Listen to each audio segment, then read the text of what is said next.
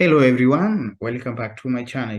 In this tutorial, I'm going to speak about database basics as lecture 1. Then I have also prepared other series that will be in the same channel. So don't forget to subscribe and like so that you will be able to see more videos that I'm going to upload on it. So database is one of the important things that you have to learn in the world of information technology or the world of IT. But let us just cover what does a database mean. So a database is a collection of data that is set up in a structured way. The database can be stored on a computer or a paper-based. Can you imagine maybe you have your customers and they want to store their details, maybe about their phone number, maybe about their location, maybe about the names, maybe and the items that they prefer to buy. Or maybe you have a school and you want to organize, you want to collect the data about your students, maybe about their names, their performance, maybe their fees payment and all other things.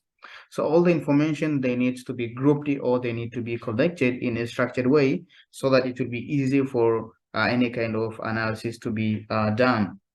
In database, there are three main important terminologies. Terminology number one is a table. So what is a table? A table is a set of data about one type of object. A good example, referring maybe to the customers maybe database, you can have the table about customer details only. You can have the table maybe that explains about the products. And then at the end, you'll be combining maybe the customers and the product table for you to do something else. So a table is only talking about one type of object. Example, if you have a school, you can have a student's information that might be stored in one table. You can also have another table that might store results. You can also have another table that might store something like fees or anything else that you wish to store. So another important terminology is called a field. Now, a field is an individual piece of data.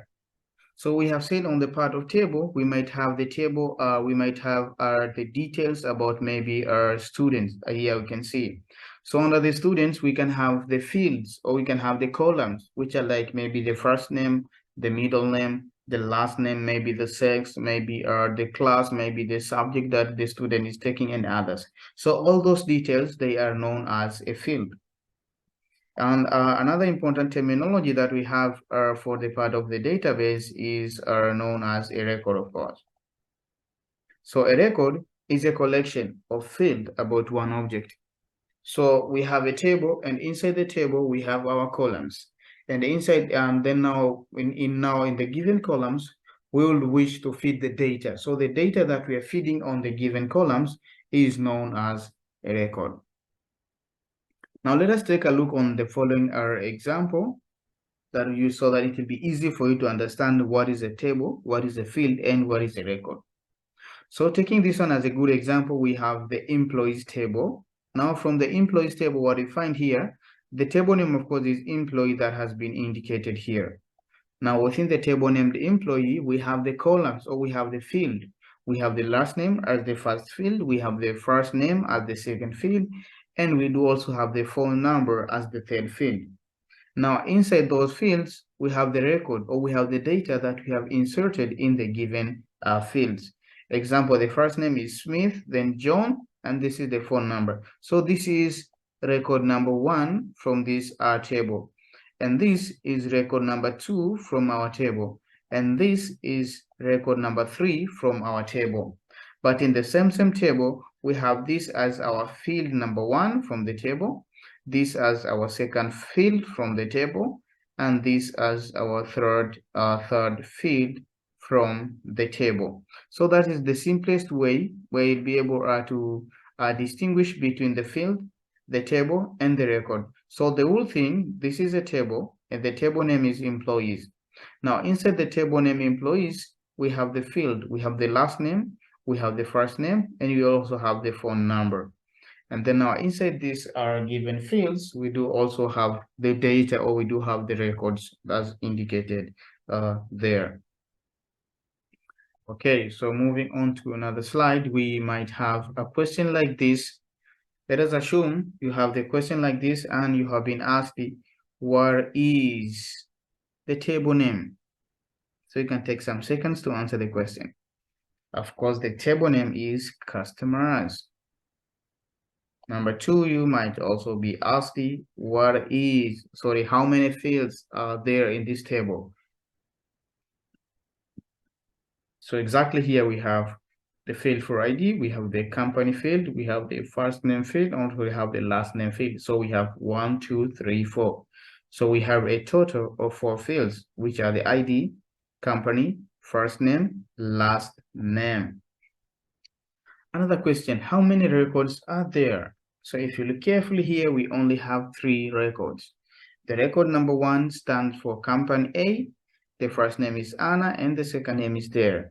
The second record stands for company B and the third record stands for company C. So we have a total of 3 records. I think you can just see your answers here. We have a total. We have the table name is customers. We have 4 fields, that's ID, company, the first name, and the last name. How many records are there? We agreed that we have 3 records, that's all. We might also have another question like this. Just take some seconds. You can pause the video and then you can answer the question.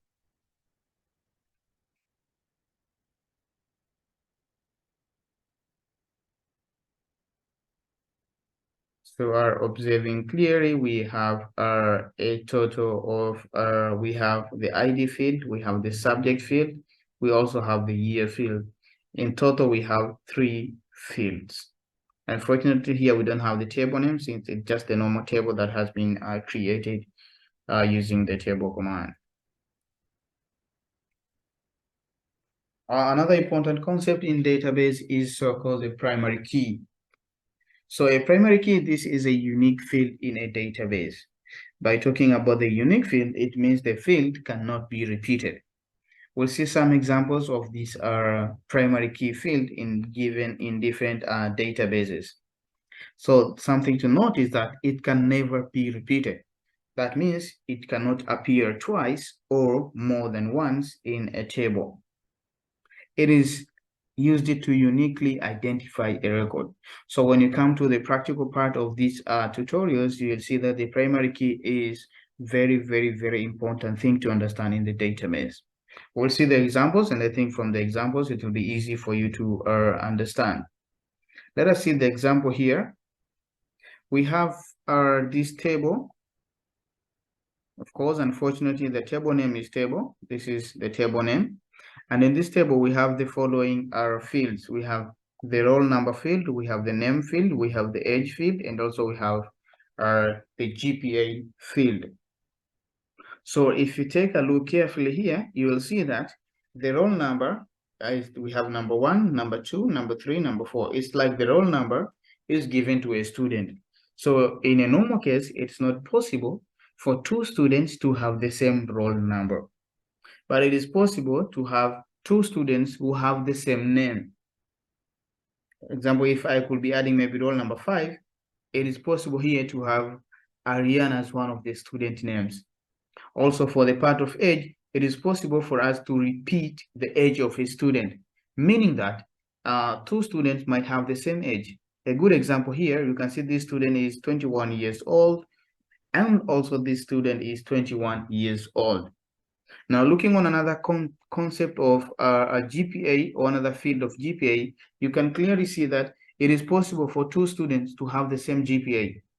So at the moment, it's only roll number that remains to be the primary key since it cannot be repeated.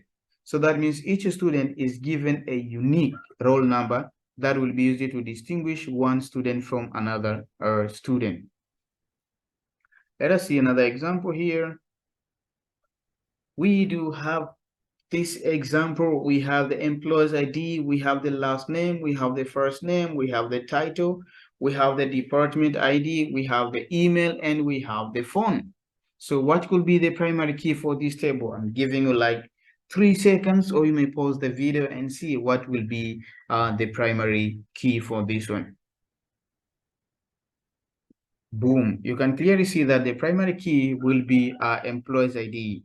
It is also, of course, possible for you to say the email could be the primary key, but it is also possible in some of the organizations, we might have 3 people who are sharing the same email address, maybe finance department, they are having one email. So they all have the access to the given email. So for this case, I have taken the employee's ID as my primary key. Let us again take a look on the next slide. I think we have more examples. You can clearly see that here we have the table name is customers, and we have this field customer ID, the first name, the last name, the date created.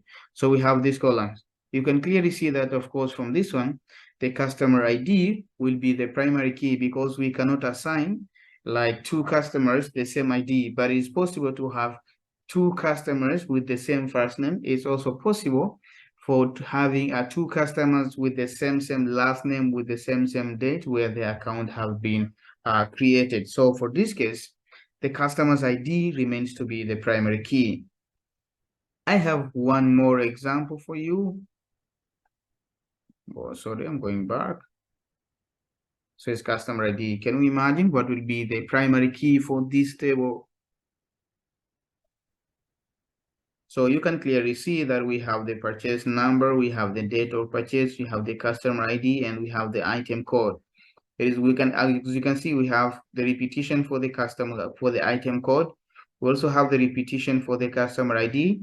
It is possible for 2 customers to buy the item on the same day, on the same day, even on the same hour. So the primary key remains to be the purchase number.